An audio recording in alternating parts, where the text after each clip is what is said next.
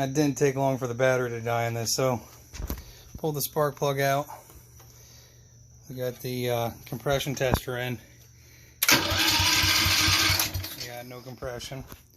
I'm going to pause this a minute. We're going to go get the leak down test, and we're going to do a leak down test for you as well. Alright, well, after trying to roll it around, so I took it a step further here, and as I was pointing out previously, when you tried to reassemble that choke cable, or someone else tried to assemble that choke cable, definitely stripped it out there. That's not a worry for me. We can definitely tap that and put a little bit larger bolt in it if we ever get it running.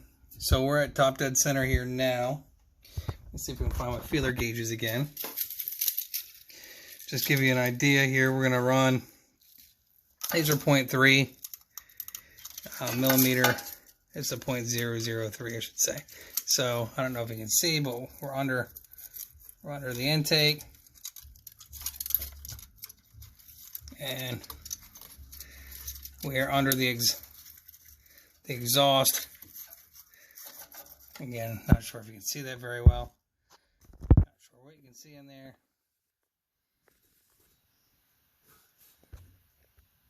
But we are definitely under, besides the back of my hand, we definitely have a gap in these where the valves should be fully closed. And if you look inside this hole, if I can back up and see if we can see it or not,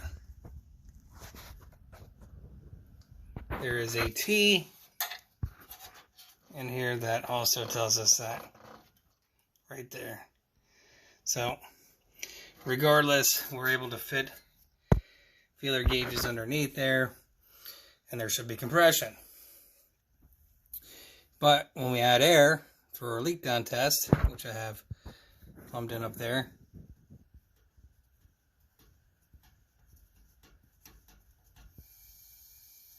we have a leak.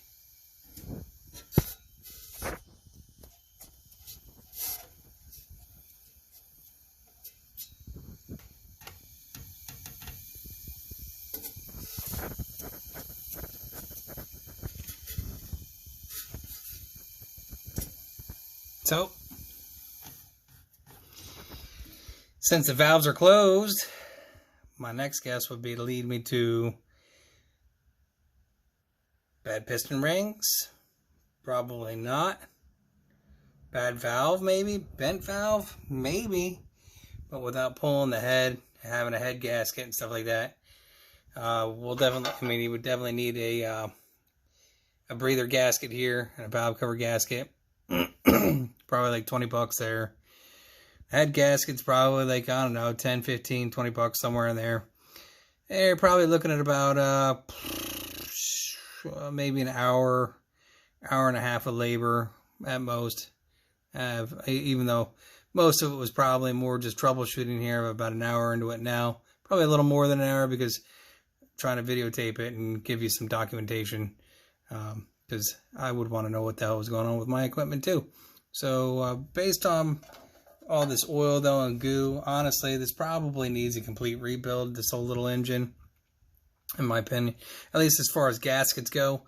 You know, internally it probably, you know, it doesn't, like when we turn it over, it doesn't sound bad. Battery is shot. It only took a couple turns. I ended up bringing a battery in from outside to jump it, and I'll stitch these two videos together. You definitely have ignition. I think in my original video on the GoPro, which I'll get around to at some point or another, upload into the interwebs for entertainment purposes. You know, there's a million of us out there doing this kind of crap, but I'm the one that's local, I guess. Either way, your valve should be closed right now, and when you apply air in that leak down tester, should not hear any type of air passing through there. It should be locked solid, or trying to push the cylinder back down into the, or I mean the piston back down into the cylinder.